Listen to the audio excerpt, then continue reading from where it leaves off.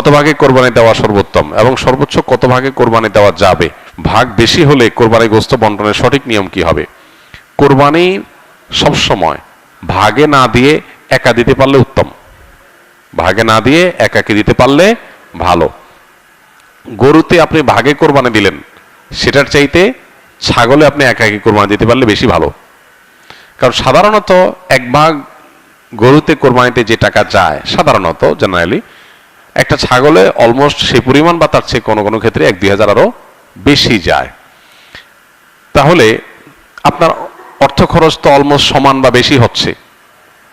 এদিকে একাধিক ব্যক্তি একই পশুতে কোরবানি দিলে সেখানে ঠিকমতো বন্টন হলো কিনা, কারোর মনে কোনো দুঃখ থাকলো কিনা, কোনো কম বেশ হলো কিনা, নানাবিধ বিষয় থাকে। আপনি একাকি কোরবানি দিলে, ভাগে কোরবানি না দিলে এই সমস্ত ঝামেলার ঊর্ধ্বে আপনি উঠে গেলেন। তবে এটা ঠিক যে একাধিক ব্যক্তি যদি একটা পশুতে কোরবানি দেয় এবং কারোর নিয়তের ভিতরে ভেজাল থাকে, এর জন্য সবার নিয়ত নষ্ট হয়ে যাবে, কারোর কোরবানি হবে না, এটা সেরকম না। কারণ একজনের পাপের বোঝা আরেকজনের উপরে আসবে না। তারপরও সতর্কতামূলক উপায় হলো নিজের হালাল টাকা দিয়ে নিজের মতো করে কোরবানি দিতে পারা। শরীকে কোরবানি দিলে সেটা সম্পূর্ণ জায়েজ। একটা গরু, একটা ওট, এই দুই ধরনের পশুতে আপনার সর্বোচ্চ 7টি ভাগ হতে পারে। আর এর বাইরে কোনো ভগ্নাংশ চলবে না, অর্থাৎ এক ভাগ দুজন মিলে নেওয়া চলবে না। যে কোনো এক ব্যক্তি বা একটা পরিবারের তরফ থেকে একটা ভাগ হবে, এভাবে সর্বোচ্চ 7 ভাগ। সেক্ষেত্রে যত ভাগ কম হবে সব তত বেশি হবে। কারণ হলো একটা গরুর দাম যদি 70,000 টাকা হয়, 7 ভাগ হলে 10,000 করে পড়বে। আর যদি সেই গরুটাকেই আপনি 2 ভাগে করেন তাহলে 35,000 করে পড়বে, তাহলে টাকা বেশি খরচ হবে। ইন্না আইজামাল জাযায়ে মা আইজামিল বালা। যার যত বেশি কোনো ভালো কাজ করতে গিয়ে যত বেশি কষ্ট হবে, শ্রম হবে, মেধা খরচ হবে, অর্থ ব্যয় হবে, সবের পরিমাণ তত বেশি হবে। সো ভাগের পরিমাণ যত কম হবে সবের পরিমাণ তত বেশি হবে। পাশাপাশি গোশত বন্টনের পদ্ধতি হলো যে কয় ভাগ হবে সেই কয় ভাগে কোরবানির গোশত বন্টন করতে হবে সমান হারে। এবং এক্ষেত্রে ভাগে কোরবানি দিতে গিয়ে, গোশত বন্টন করতে গিয়ে যদি কেউ তসরুফ করেন তো সেটা হারাম হবে, গুনাহের কারণ হবে এবং নাজায়েজ কাজ হবে। কয়েক ভাগে কোরবানি দেওয়ার পর যদি ওজন না করে অনুমান করে কোরবানির গোশত ভাগ করা হয় তাহলে কোরবানি হালাল হবে কিনা? অনুমান করে ভাগ করলে সেটা জায়েজ হবে তখন যখন শেয়ার হোল্ডার যারা আছেন, যাদের ভাগ আছে, তাদের কারোর মনে যদি কোনো দুঃখ না থাকে, তারা নিজেরা যদি সম্মত হন। ধরা যাক যে 2 ভাই মিলে কোরবানি দিয়েছেন, তারা চিন্তা করতেছেন এত এক্সাক্ট মাপামাপি করা ঝামেলার ব্যাপার, অনুমান করে আমরা ভাগ করে ফেলি, আমাদের কোনো দুঃখ নাই, একটু কম হোক বেশি হোক আমরা ভাই ভাই, কোনো অসুবিধা নেই।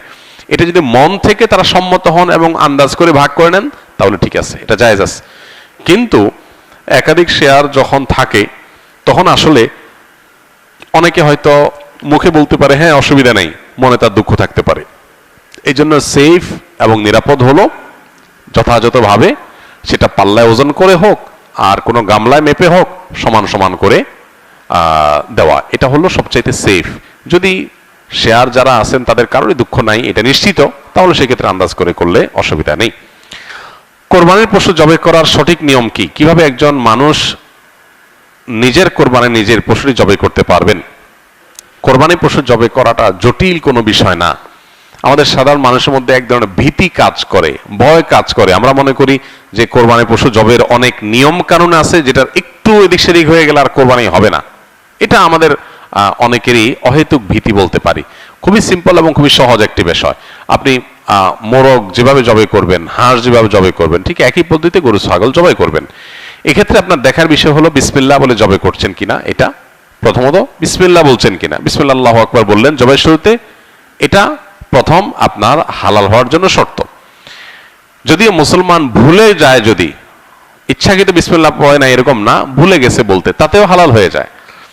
তো বিসমিল্লাহ আল্লাহু আকবার বলে মুখে আপনি জবাই করবেন, এটাই জবাইয়ের পদ্ধতি। এবং সেই সাথে ভালো করে শুইয়ে পশুকে যাতে কষ্ট কম দিয়ে জবাই করা যায় সেজন্য ধারালো ছুরি নিয়ে আপনি পশুর কণ্ঠনালী গলায় আপনি ছুরি চালনা করবেন। এখানে ছুরি চালনা করার পর দেখতে হবে যে বড় যে নালীটা, খাদ্য নালী যেটা দিয়ে খাবার নামে, ওইটা কাটা গেছে কিনা, শ্বাসনালী মাঝারো সাইজের যেটা আছে সেটা কাটা গেছে কিনা, আর তার দুই পাশে দুইটা আপনার ছোট ছোট রগের মতো আছে সেগুলো কাটা গেছে কিনা, বাস এইটুকু আপনি দেখলেন। ভালো করে পোজ দিলেন যাতে করে এগুলো কেটে যায়, এটা চোখে দেখা যাবে। তাহলে সেক্ষেত্রে আপনার জবে হয়ে গেছে, কোরবানি হয়ে গেছে। এরপর আপনি এই পশু জবের সময় বিসমিল্লাহ আল্লাহু আকবার বলার পাশাপাশি আরেকটা দোয়া পড়তে পারলে ভালো, না পড়লেও কোরবানি হয়ে যাবে, জবে হয়ে যাবে। সেটা হলো আল্লাহুম্মা তাকাব্বালহু মিন্নি, আল্লাহ এই পশুকে আমার তরফ থেকে কবুল করেন, এবং আমার পাশাপাশি শরীক থাকলে আল্লাহ অমুক অমুক সহ সবাই পক্ষ থেকে, বা নাম না নিতে পারলে আল্লাহ এই পশু যারা যারা কোরবানিতে শরীক আছে সবার পক্ষ থেকে আপনি কবুল করেন, যেমন কবুল করেছেন মুহাম্মদ সাল্লাল্লাহু আলাইহি সাল্লাম থেকে ইব্রাহিম আলাইহিস সালাম থেকে। বাস শেষ। এটা আপনি বললেন, বিসমিল্লাহ আল্লাহু আকবার বলে শরীরচালনা করলেন, রগগুলো কাটা গেল কিনা আপনি দেখলেন, কণ্ঠনালী শ্বাসনালী কাটা গেছে কিনা, দ্যাটস এনাফ, আপনার কোরবানি হয়ে গেছে। তাহলে এটা জটিল কোনো বিষয় না। অনেক হিন্দু ভাই আছেন যারা গরুর গোশত খায়, ওই সকল ভাইদের কোরবানি গোশত খেতে দিতে পারবো কিনা? কোনো অসুবিধা নেই। অন্য ধর্মাবলম্বীকে আপনি কোরবানি গোশত, গরু হোক ছাগল হোক, সেটা অফার করতে পারেন। কোরবানি গোশত মুসলমানই খাইতে পারবে, অন্য কাউকে দিতে পারবেন না এমন কোনো কথা নাই। অন্য ধর্মাবলম্বীকে এটা দিতে পারবেন। অনেকে কোরবানির এক পশুর সামনে আরেক পশু জবাই করে এবং জবাই করা পশুর পরিপূর্ণ নিঃশ্বাস না যেতেই পশুর চামড়া ছেলানো শুরু করে, এটা সঠিক কিনা?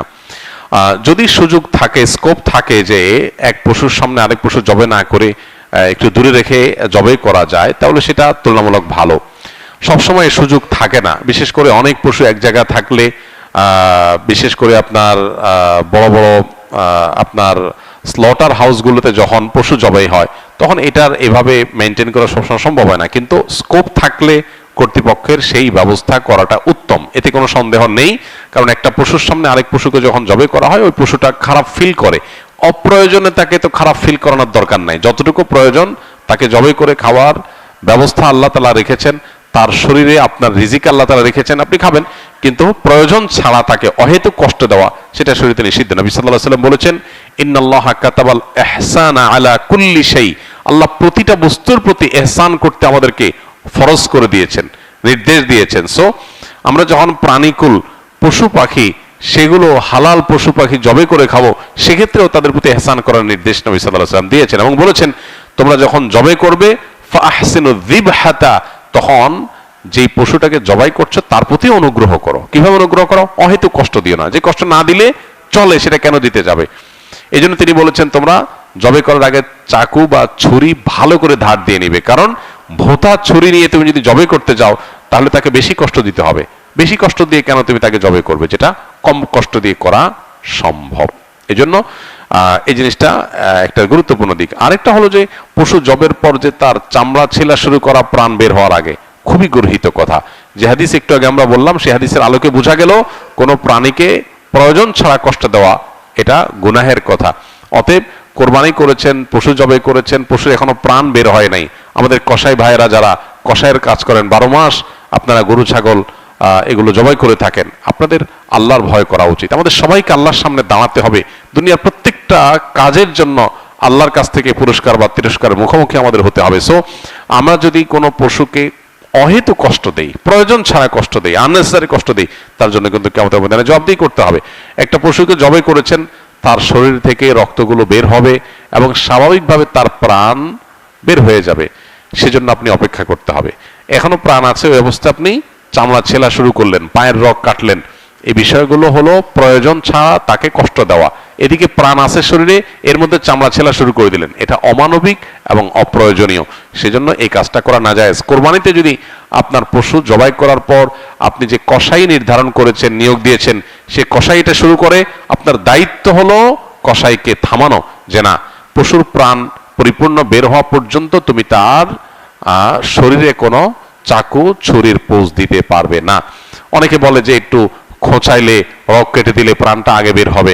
না, এটা করতে গিয়ে তুমি আরো তাকে কষ্টের মুখে ফেলবে, এটার কোনো প্রয়োজন নেই। এই জন্য এই বিষয়গুলো আমাদেরকে দেখতে হবে। এগুলো যদি আমরা না করি তাহলে আমাদের কোরবানির গুণগত মান কমে যাবে, সওয়াব কমে যাবে, বরং কোনো কোনো ক্ষেত্রে গুনাহ হতে পারে আমি যদি পশুর অহেতুক কষ্ট দেওয়ার কারণ হয়ে পড়ি।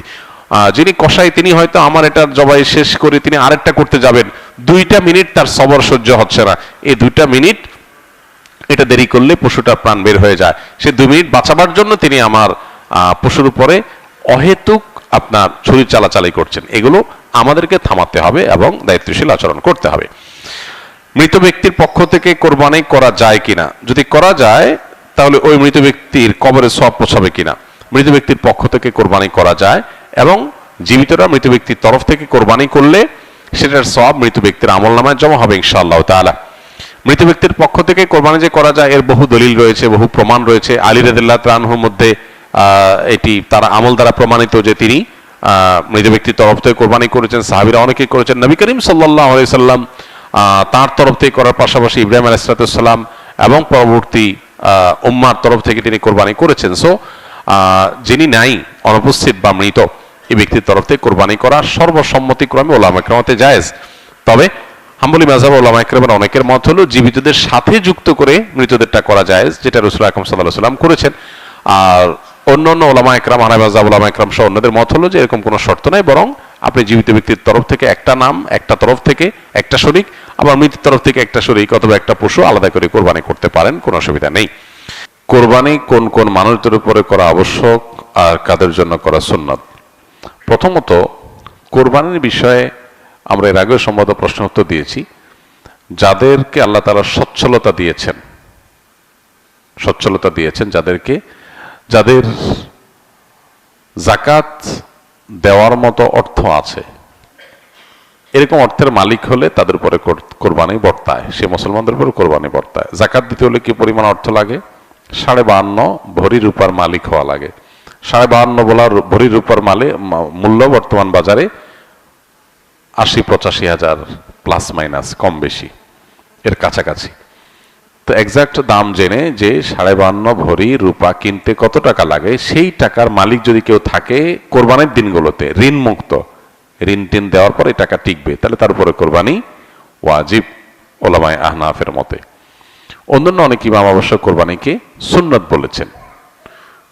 তো যাদের উপরে কোরবানি ওয়াজিব তারা ছাড়া বাকি যারা আছে, তারা যদি অল্প টাকা আছে সেখান থেকে তিনি কোরবানি করেন, তার জন্য কোরবানিটা সুন্নত থাকবে না, সেটা তার জন্য নফল হয়ে যাবে।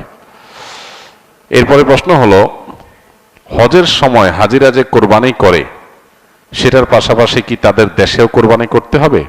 এটা খুবই কমন এবং প্রয়োজনীয় একটা প্রশ্ন, অনেকেরই এই প্রশ্নটা। হজের সময় হাজিরা হজ করতে গিয়ে হজের অংশ হিসাবে যে কোরবানিটা করে, এটা আসলে দমে শকর, এটাকে আমরা কোরবানি বলি, কিন্তু এটার নাম মূলত দমে শকর। দমে শকর মানে কি? আল্লাহর কাছে এই যে হজ করার সুযোগ হয়েছে, ওমরা করার সুযোগ হয়েছে, সেজন্য শুকরিয়া আদায় করে একটা পশু জবে করা, এটাকে বলা হয় দমে শকর। শুকরিয়া আদায় করে পশু জবে। আর কোরবানির দিন অর্থাৎ ঈদের দিন যে জবে করা হয় কোরবানি হিসাবে, এটা সেটা না। যার কারণে হাজী সাহেবরা ওখানে মক্কাতে যেটা জবাই করেন সেটা হলো দমে শকর, সেটা হজের অংশ। আর কোরবানি যেটা একটা আলাদা ইবাদত, পশু জবে, ঈদের দিনের আমল, সেটা সকল সচ্ছল ব্যক্তিদের উপরে বর্তায়। সেই হিসাবে হাজী সাহেব সচ্ছল মানুষ হিসাবে দেশে তার তরফ থেকে অন্য কেউ সে কোরবানি করতে পারে, উনি চাইলে সেখানেও আলাদা করে কোরবানি করতে পারেন। কিন্তু দুইটা দুই জিনিস, যার কারণে হজের যে কোরবানি অর্থাৎ দমে শকর সেটা হয়ে গেলে আর তার জন্য নরমাল যে কোরবানি সেটা প্রযোজ্য না, বিষয়টা সেরকম না। একই ব্যক্তি দুইটা তার উপরে প্রযোজ্য হতে পারে। একটা হলো হজেরটা যেটা দমে শকর, যেটাকে আমরা কোরবানি বলি, আর একটা হলো মূল কোরবানি, দুটাই আলাদা তাকে করতে হবে। কোরবানির পরে গরুর শিং গাছে ঝুলানো অনেকে মঙ্গলজনক মনে করে, এটা কি কুসংস্কার নাকি এর কোনো বাস্তবতা আছে? হ্যাঁ, এই জিনিসটা আমাদের দেশে অনেক জায়গায় দেখা যায়। কোরবানির গরু জবে করার পর শিংটা গাছে ঝুলায় রাখে, অনেকে ঘরের সামনে নিয়ে ঝুলায়। তো এটা শুধু কুসংস্কার না, এটা শিরকপূর্ণ একটা কাজ, এটা করা উচিত না। গরুর শিংয়ের কোনো ফজিলত নাই, আর যদি ফজিলত থাকে ওটা খাওয়ার ফজিলত থাকতে পারে। যদি খাওয়ার জিনিস হয় তাহলে তো খাওয়া যায় না, তাহলে আর কোনো ফজিলত নাই। এই জন্য গরুর শিং ঝুলাইলে কোনো লাভ হবে এরকম মনে করলে এটা ঈমান বিধ্বংসী বিশ্বাস এবং আকীদা। গরুর শিংয়ের কোনো শক্তি ক্ষমতা কিছুই নেই, এবং কোরআন হাদিসে কোথাও এর কোনো আলাদা ফজিলত উল্লেখ করে নাই। যারা গরুকে পূজা করে তাদের কাছে এটার কোনো বিশেষ গুরুত্ব থাকতে পারে, কিন্তু মুসলমানের কাছে এটার বিশেষ কোনো গুরুত্ব নাই। অতএব ধানের খেতে, কোনো ফলের গাছে কিংবা ঘরের সামনে এই শিং ঝুলায় থাকলে আপনি যদি মনে করেন যে জিনভূত আসবে না, যদি মনে করেন, তো এটা ভুল হবে। জিনভূত আরো বেশি আসার সম্ভাবনা আছে। কারণ আপনি যেখানে শিরকপূর্ণ কাজ করবেন সেটা শয়তানের আখড়া হবে, সেই অর্থে বলা। তো এই জন্য এই ধরনের কুসংস্কার থেকে আমাদের বেঁচে থাকতে হবে। কোরবানিকে কেন্দ্র করে আরেকটা কুসংস্কার এখনো কোনো এলাকায় আছে, গ্রামাঞ্চলে বিশেষ করে। কোরবানির পশুর যে প্রবাহমান রক্ত, ওইটা অনেকে বাটিতে নেয়, একদম গরম গরম রক্ত বাচ্চাদেরকে খাওয়ায়, মনে করে যেটা খাওয়াই দিলে রোগ ভালাই হয়ে যাবে, বিপদ আপদ আর আসবে না। একে তো জিনিসটা নোংরা, এটা মানুষের স্বাস্থ্যের জন্য ভয়ঙ্কর ক্ষতিকর। উপকার তো হবেই না, আরো 12টা বাজবে। আমি নিজেও আমার ছোটবেলাতে দেখেছি এরকম অনেকে রক্ত নিয়ে যায়। আর তৃতীয়ত, গরুর বা যে কোনো পশুর প্রবাহমান রক্ত যেটা, সেটা থেকে বের হয় জবাই করার পর, এটা নাপাক। এটা শরীরে লাগলে, কাপড় লাগলে পর্যন্ত কাপড় নাপাক হয়ে যাবে, সেটা খাওয়া তো হারাম, ওষুধ হওয়া তো দূরের কথা। তো এখনো এই সমস্ত অজ্ঞানতা, এই সমস্ত কুসংস্কার, এই সমস্ত মূর্খতা আমাদের সমাজে অনেক এলাকায় আছে। আল্লাহ তা আমাদেরকে এগুলো থেকে বেঁচে থাকার তৌফিক দান করুন।